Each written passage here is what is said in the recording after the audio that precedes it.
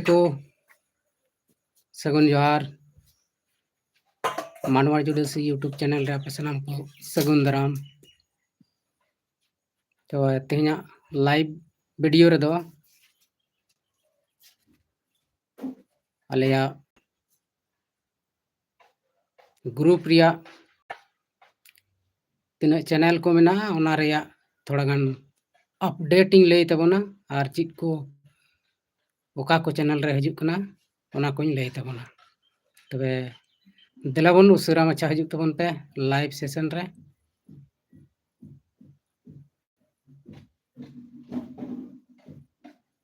और तेहना नवा नवा अपडेट नवा लाइव वीडियो रे अंजम तबन पे।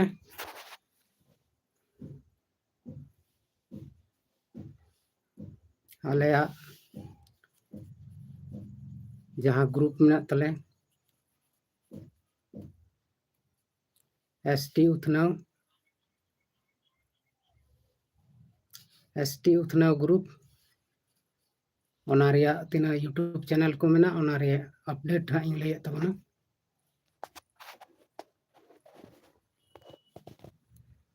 अदा तीना जल्दी पे हिजुक कान तबना लाइव रे उना जल्दी गिन लई गत तबना आर बंखान दो लहा रे लई कते दो कोनो फायदा मा बनु औड़िया चला। अच्छा ओना कोई लहा रे थोड़ा गान बन गलमराव हताड़ो। तेहेñ मौसम तो बढ़िया गया होला महेंदर थोड़ा गाने दाग कदा ओनाते ठंडा ᱧᱚᱜ कदाय।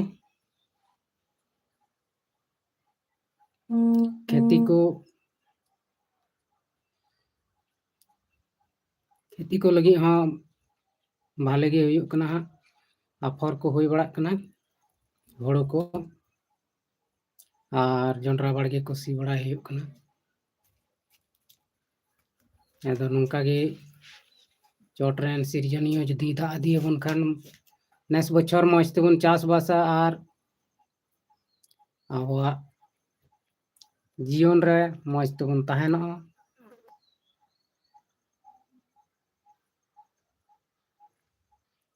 तबे गाते को आलेया ग्रुप रिया चैनल 5-6टी हेना मोनेटाइज चैनल और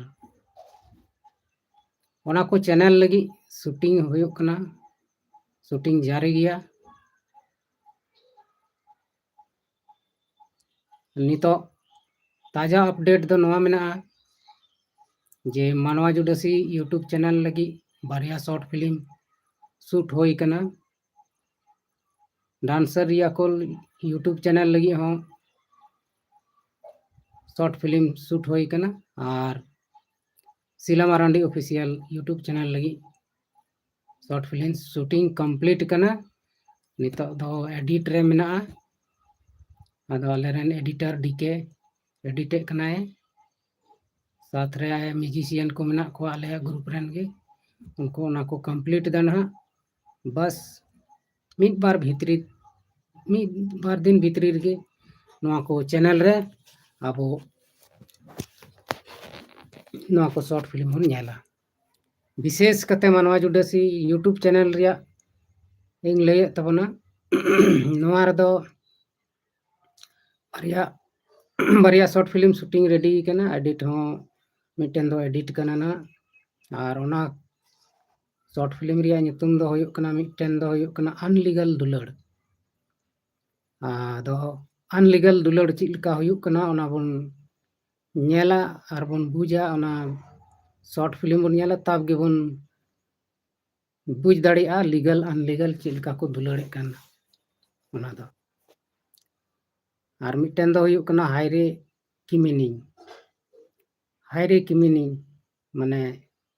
वनहारते मेने कना से हनहारते मेने कना अकयटा मेनदा और चित लगी मेनदा हायरे किमिनी नवा दो वीडियो से शॉर्ट फिल्म नेल कते गे बुझुगो। आदो तंगी तड़ा रे बन तहन मा तिना उसरा अडी गे ना उसरा गे हिजुक कना मानवा जुडसी यूट्यूब चैनल रे। और जहाँ को जुदी मानवा जुडसी यूट्यूब चैनल बापे सब्सक्राइब का तबन का सब्सक्राइब कते दोहाय तबन पे जैसे कि ओना शॉर्ट फिल्म अपलोडो अपे तुरंत पे नेल नाम दाड़िया। और ओना शॉर्ट फिल्म रिया आनंद पे हताव दाड़ेया रस्क पे हताव दाड़ेया तबे गाते को नौका लेका आलेया ग्रुप रिया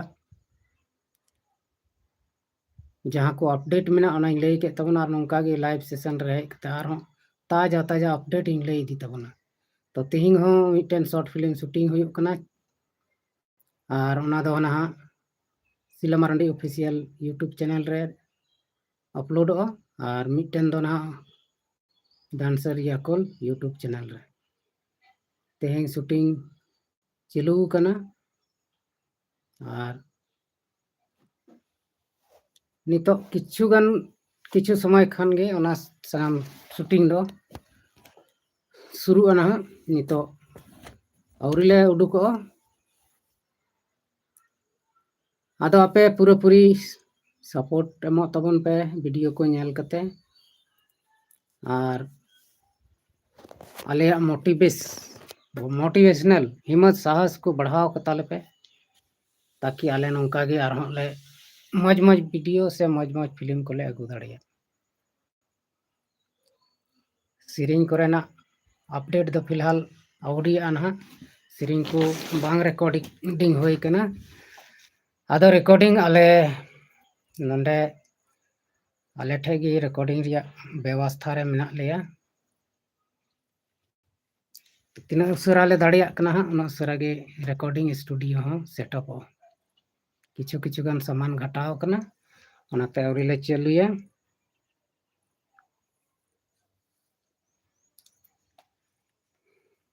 और आपे को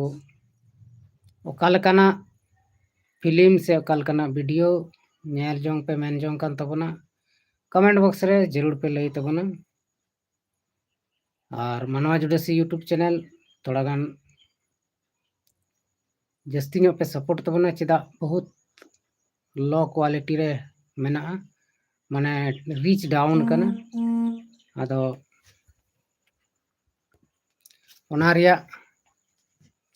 रीच बढ़ाव लगी आपे थोड़ा गान आपे ठे खज नेहर मेना आपे उसरा से चिक मेना पूरा पूरी पे सपोर्ट तबना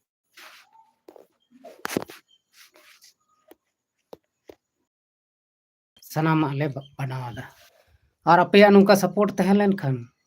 आले लटू फिल्म रिया ले सुचाव कदा ओना हो सक्सेस होय दाड़िया आदा नवा कदो मिटन मनोरंजन लगित कना और फिल्म तला कते आयमा लेकना सिखौना बन नामदा आदा फिल्म रे आयमा लेकना जिनिस बेस बड़ी तहना आदा बड़िया कदो बन इग्नोरा बड़िया कदो बन इक्का का ओना दो ध्यान बबन एमा मेनखान जहां बेसा कना ओना दो पूरा ध्यान ते से ओना दो ओना कोई किछु सिखनेत बन हमेट जना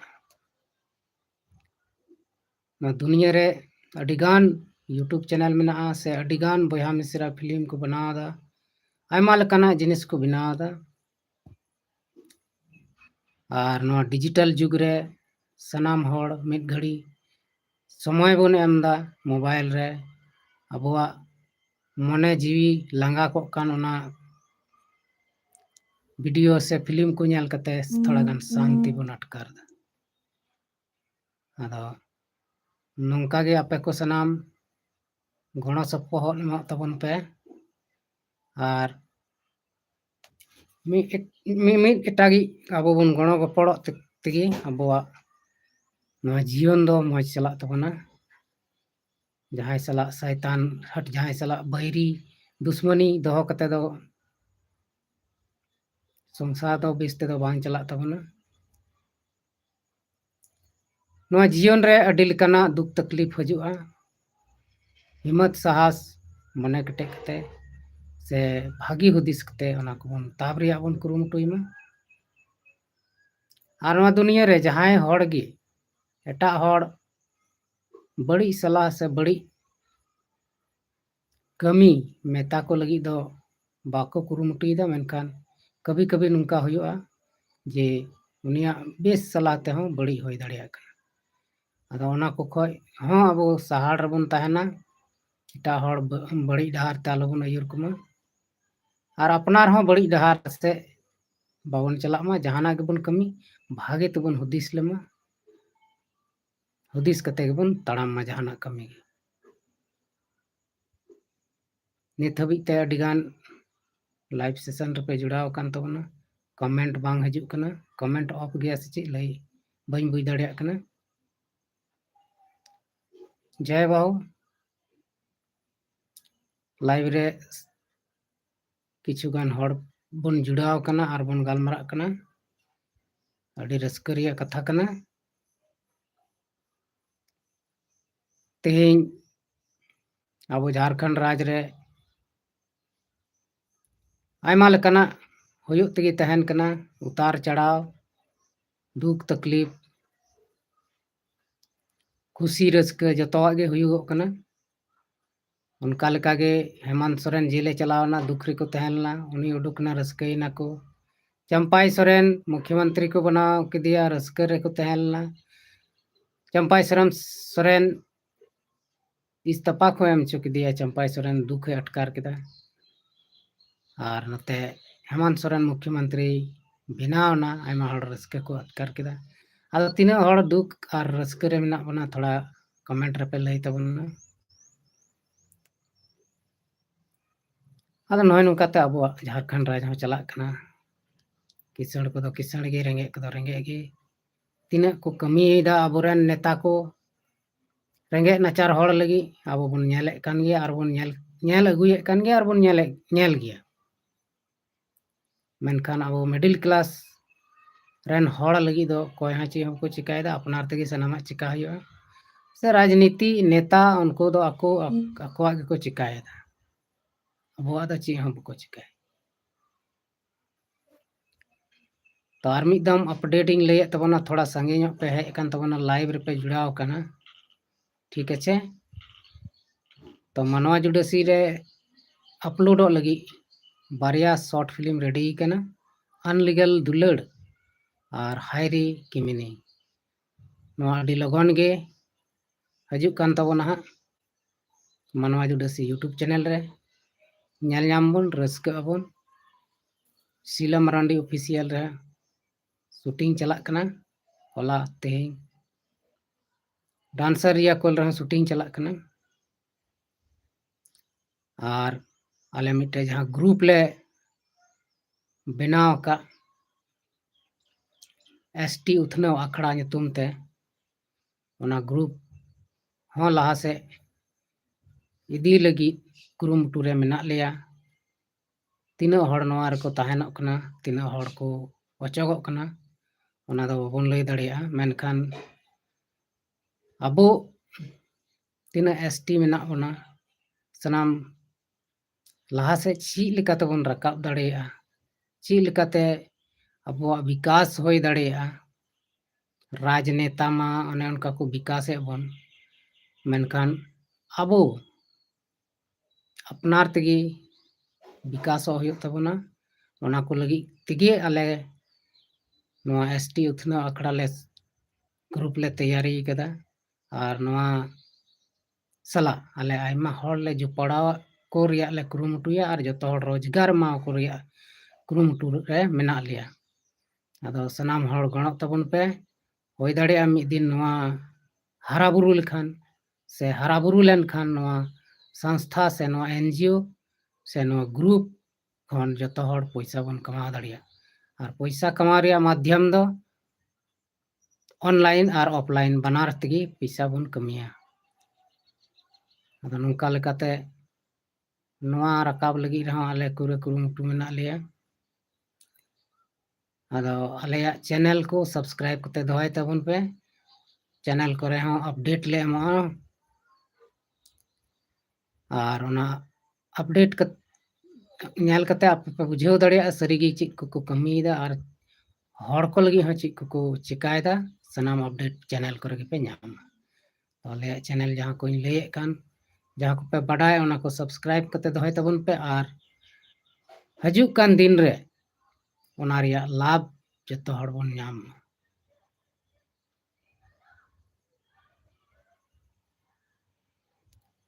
आनंद सोरेन गंके चेद कना गोंके ओकाटा चेद कना ओनागे बाइन बुझ लेदा थोड़ा फुरट ᱧᱚᱜ लई तलांग में आदोኝ लई अमा चेद कना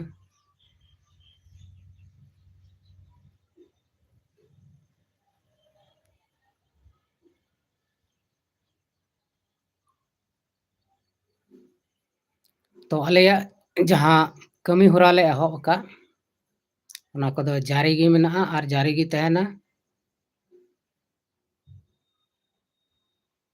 और आले चेद कोले कमिया ओना दो चैनल माध्यम तेगिले बड़ाय चपिया और आपे को हो आले सला चेद का जो पड़ाव पे तहना जो पड़ाव पे ओनारी अपडेट हो चैनल माध्यम तेगी पे बड़ाय दड़ेया आदो ओनाते चैनल को सब्सक्राइब करते दोहाय तबन पे और अब चैनल माध्यम तेगी सनामा खबर बन बड़ाया सनामा अपडेट बन ᱧᱟᱢᱟ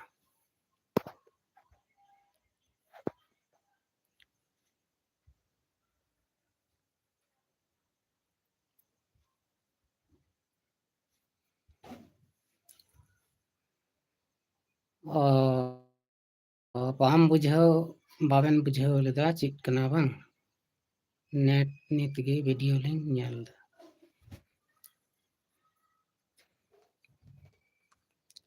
तो तेहना वीडियो रे दो अपडेटिंग लय तबना ओका को चैनल रे चेद को अपलोड लगी चेद को ले चेकाव कदा ओनागे और ओना दो Santhali short film पेया Punia shooting complete कना एडिटिंग चालू मेना और नवा को वीडियो ᱧᱮल लगी दो डांसर रिया कोल यूट्यूब चैनल सिला मारांडी ऑफिशियल और मानवा जुडसी यूट्यूब चैनल रे हजू तबना मानवा जुडसी यूट्यूब चैनल रे लगी दो अनलीगल दुलड़ और हायरे की मीनिंग नवा किन बारिया शॉर्ट फिल्म अडी लगन गे हजू कना ओना अपडेट होइना और आले मिटन ग्रुप ले तैयार का जहां दो हुयु कान एसटी उठनाव अखड़ा ओना ग्रुप लहा से बढ़ाव लगी से हरा बुरुई लगी आपे सनाम को गणो तबन पे और ओना ग्रुप खन दो आलेया मेन से उद्देश्य मेना जे अबो दिसम से अब दुनिया रे तीन आदिवासी बयहा मिश्रा को बेरोजगार को मेना को ताबन उनको चेल कते रोजगार एम कते अब लहा से बन इदी को और अब जहां रेंगे नाचार हालत रे मेना बन अब किछु गान मज तेबन जम ᱧᱩᱭ से मज तेबन तहन इना गान बन कमी दड़िया ओना को बखरा तेगे नवा ग्रुप दो बनाव कना और अडी लगन गे ना कमी होरा चलु अनवारिया आदो ओना को सनाम अपडेट बढ़ाई लगी ते दो नवा जे पिया पुनिया यूट्यूब चैनल मेना ओना करे गे बन बढ़ाई ᱧᱟᱢᱟ आदो ओना को सब्सक्राइब करते दोहाय तबन पे और विशेष कते आले जहां रोजगार ले व्यवस्था तबन खान ओना दो ऑनलाइन गे हुयु तबन ऑनलाइन हो ऑफलाइन हो सनाम गे हुयु आदो आले को सला जो पढ़ाव तहन लगी चैनल को माध्यम तेगे ओना रगे कांटेक्ट नंबर को सनामा मेना ओंडे खय बन कांटेक्ट दड़िया और बन ᱧᱟᱯᱟᱢ ᱨᱚᱯᱚᱲ ᱫᱟᱲᱮᱭᱟᱜᱼᱟ ᱥᱟᱱᱟᱢᱟᱜ ᱵᱚᱱ ᱠᱟᱹᱢᱤ ᱫᱟᱲᱮᱭᱟᱜᱼᱟ तो नौका लेका आलेयाग पंथा मेना और नितो अब बन ᱧᱮᱞ दा अबुआ झारखंड राज रे बहुत धन संपत्ति मेना मेनखान अबोरेन नेता को ओका को से चीज को चिकायदा अब बाबन बुझ दाड़िया कना रेंगे हड़ दो रेंगे गेबन तहन कना किसण हड़ दो आरगी को किसणोग कना किसण हड़ दो टाका पैसा ओड़ा रे आयमा ढेर को दोह ढोई का कना और रेंगे हड़ दो अब जम लगी तड़पा कना बन से बाहरे दिसम ते कमी बन चला कना तो नवा को खन चेल लेकाते बांचाव बन तहना ओना को कमी रिया व्यवस्था रगे मेना बना और बन कमिया और मजते अब घरंज रे परिवार बन तहना रस्कते दुलड़ते तबे गे भाले दो हुयु तबे गाते को तेहिना नो लाइव सेशन वीडियो रे दो इनका गे हजू कान तबना और हो नेक्स्ट वीडियो रे बन ᱧᱟᱯᱟᱢᱚᱜ कना मा तबे सनाम को बाय बाय जोहार गे।